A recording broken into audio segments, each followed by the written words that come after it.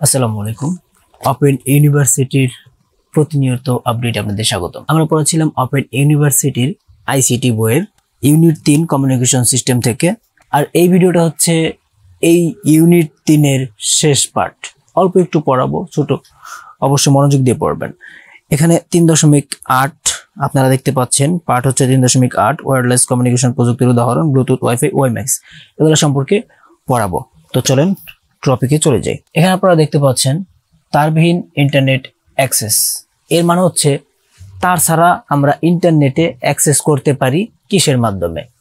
এখানে আপনারা দেখতে পাচ্ছেন দুইটা, একটা হচ্ছে হটস্পট আর একটা হচ্ছে মোবাইল নেটওয়ার্ক। মোবাইল নেটওয়ার্কের আন্ডারে থাকা হচ্ছে মোবাইল ডেটা কানেকশন।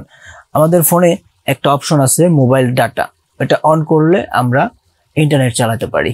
এক্ষেত্রে আমাদের মেগাবাইট কিনতে হয়, সংক্ষেপে এমবি। তো এমবি কিনলে তারপর আপনি চালাতে পারেন ডাটা অন করে, ঠিক আছে।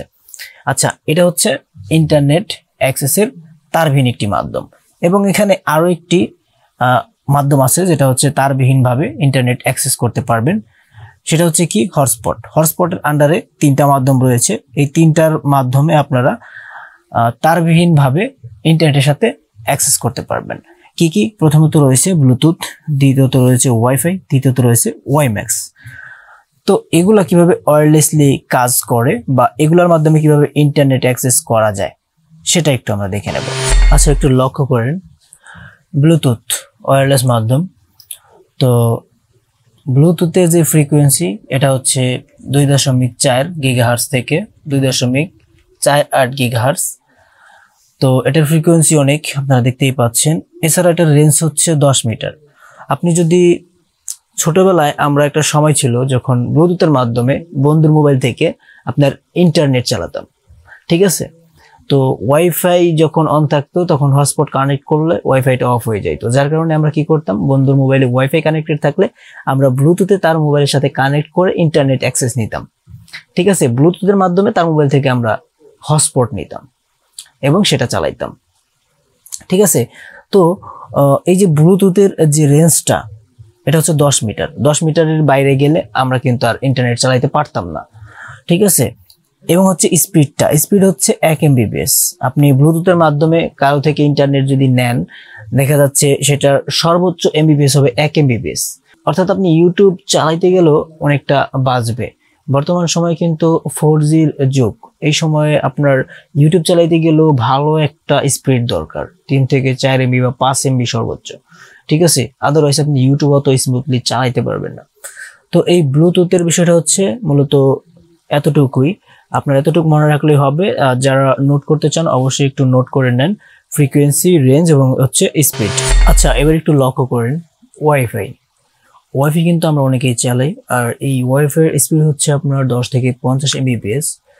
আর এর অসুবিধা হচ্ছে ডাটা পাঠানোর সময় স্পিড কম থাকে এবং আরো একটি অসুবিধা হচ্ছে নিরাপত্তার ঝুঁকি থাকে।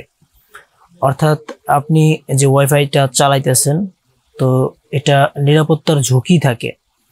এখন আপনার ওয়াইফাইটাকে নিরাপদ রাখার জন্য বা সিকিউর রাখার জন্য কি কি করা দরকার সেটা এখন আপনাদেরকে একটু বলে দিচ্ছি। আচ্ছা, বাসায় কিন্তু অনেকেরই ওয়াইফাই থাকে। আপনার ওয়াইফাইটাকে নিরাপদ রাখার জন্য, নিরাপদ থাকার জন্য কি করতে হবে?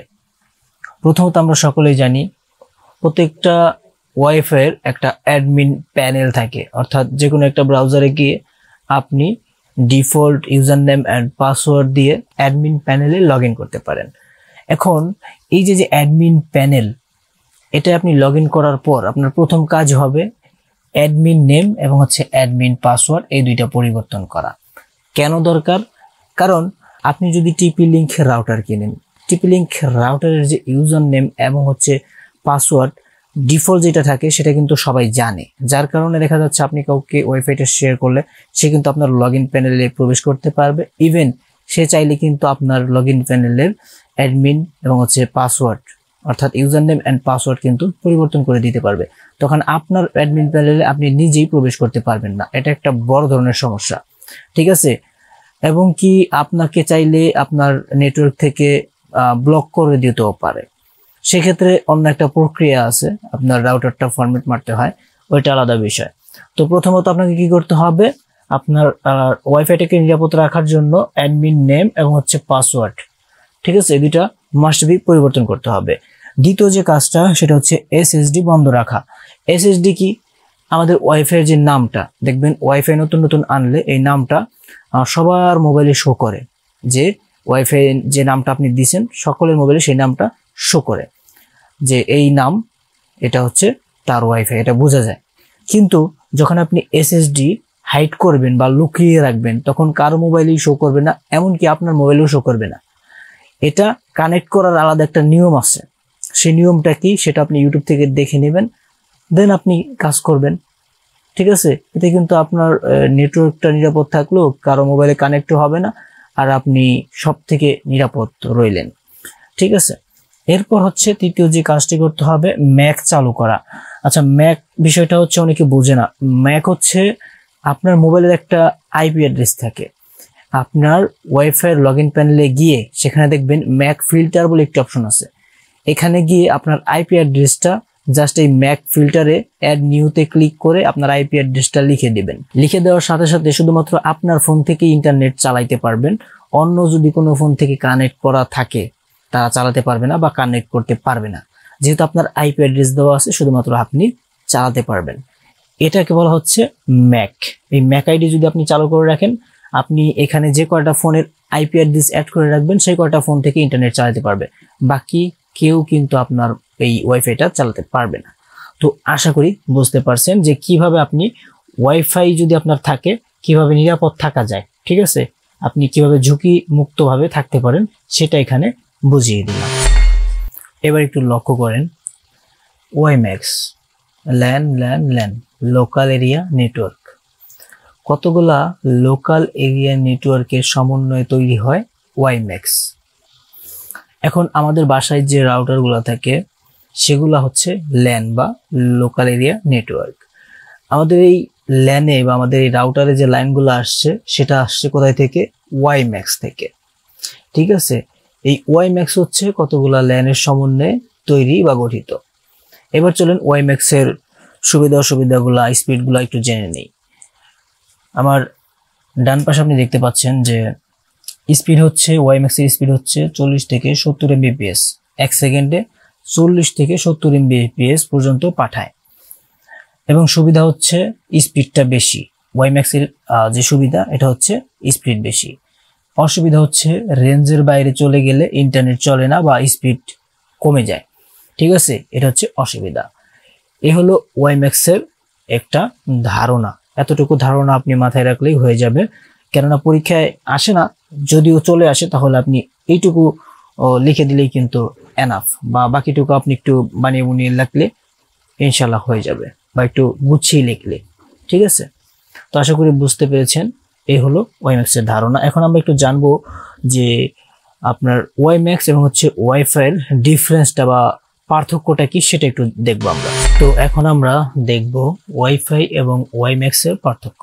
তো প্রথমে আপনারা একটু দেখেন, ওয়াইফাইয়ের খরচ কম তুলনামূলক, অর্থাৎ ওয়াইম্যাক্সের চাইতে তুলনামূলক খরচ কম হচ্ছে ওয়াইফাইতে।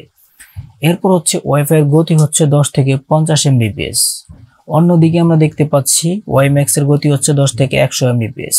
ওয়াইফাইয়ের মোড হচ্ছে হাফ ডুপ্লেক্স, অন্যদিকে ওয়াইম্যাক্সের মোড হচ্ছে ফুল ডুপ্লেক্স। আরেকটা বিষয় আমরা দেখতে পাচ্ছি এখানে IEEE, এটা হচ্ছে 802.11 সনদপ্রাপ্ত। এরপর হচ্ছে ওয়াইম্যাক্স হচ্ছে আবার 802.16 সনদপ্রাপ্ত।